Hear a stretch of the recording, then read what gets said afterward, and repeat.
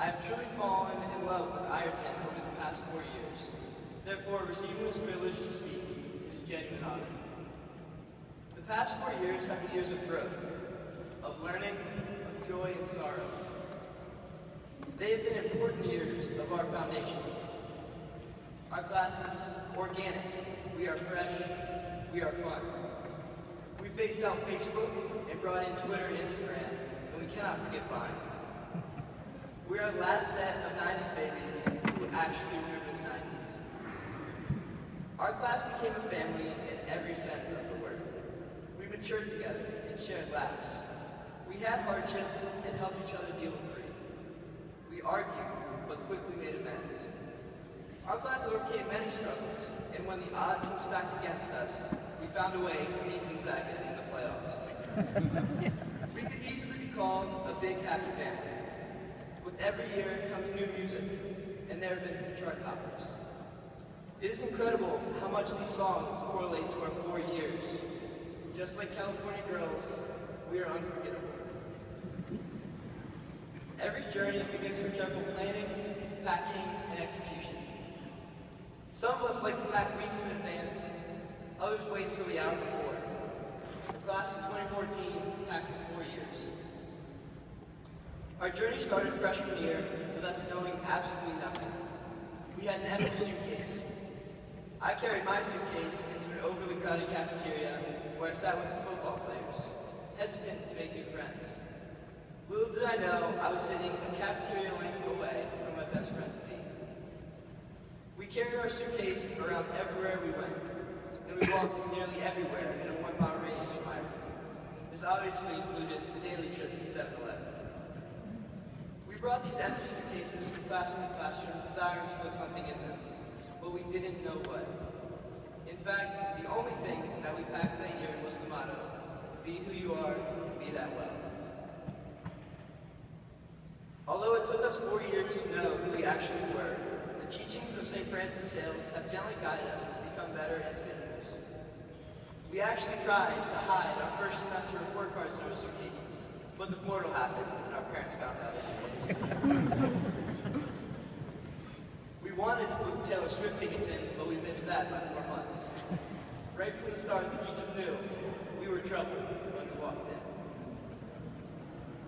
In a blink of an eye, freshman year was over. Sophomore year, we came back thinking we knew everything to put in our suitcase. We knew what we wanted on the trip, and in some cases made the freshmen pack it for us. Obviously, a plethora of white Nike mid-calves and more than a couple pairs of spares were packed. There was not a thing that we would change, because we're amazing, just the way we are. Of course, it was just sophomore confidence, quickly shot down by the maturity of the juniors. The truth is, we didn't know what to pack. We didn't even know where we were going. You could say we were like a plastic bag drifting through the wind. Soon after sophomore year came the upperclassmen swagger. Junior year was a big transition. Talk, study, and blue vests. It couldn't get any better. We had already unpacked the useless items that we confidently packed for sophomore year, and we're beginning the careful packing of what we actually wanted. Our vocabulary increased dramatically, thanks to Daniel Baskins. Although some of the words we learned would not be understood outside of the DM. In fact, I do not think anyone other than our class can define eek, butcher, sice, or hemoth. Parents, feel free to ask your kids. The unforgettable lessons from Rachel's challenge were packed without hesitation, along with the record of Lean On Me, which is proven to make even the most distant acquaintances put their arms around each other and sway. It was a difficult year with a multitude of applications and projects, and then a couple more applications. But we learned firsthand, what doesn't kill you makes you stronger. If our class was to have a theme song, it would be, without a doubt, Started from the Bottom. Now we're here. Senior year was not just a walk in the park. We had some serious packing to do. The attitude, I don't care, I love it, was almost completely transformed into, say something, I'm giving up on you. Although at some points it seemed like it was taking longer than the Cheerio joke, the year truly raced by. The DeSales quote, "Differences cannot separate souls whom God has united in ties of his love," was lived to the fullest by my class. No matter if you were a lacrosse player or a stage crew designer, when hardships found you, the whole class would have your back. God's love tied us so closely that differences between us were not even noticed. I have nothing but the most absolute love for each and every one of my classmates. As God and St. Francis de Sales were one, I love you without measure. I wish we could spend more time together. However, our flight was leaving in a matter of days. As we carefully chose what to put into the suitcase we had carried the past 4 years, we reminisced. We fell back on our past knowledge, and with a couple of jumps on the suitcase, we were able to zip it shut. It was time to execute. Time to execute that which we had worked so hard for. As we rush to pack and get to the airport, let us remember to live in the present moment, where it is all we can live in. I want to introduce you to the Salesian now. It is St. Francis de Sales' idea that life is solely lived in the present, that future cannot be lived, and the past cannot be relived. The present moment will never be replicated. You will never graduate from Bishop Ireton again. You will never take that same breath of air again. And you will never sit with all 181 classmates ever again. Cherish the beauty of the present moment and live to the fullest throughout your whole life. We have spent at least 720 days, or 5,760 hours, or 21 million seconds at Bishop Ireton. Every day, we learn something new. Let us not forget what we learned. It will be precious in the real world. Treasure it. Let the world hear you roar.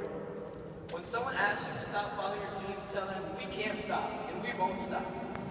Tell them to let it go, because they can't hold you back anymore. It is true. We may never be royals, but we will always be cardinals. I am confident that none of us would have gotten to the place we are currently without the helping hand of many people. To the parents, for their unwavering support through our lowest lows and our highest highs, thank you.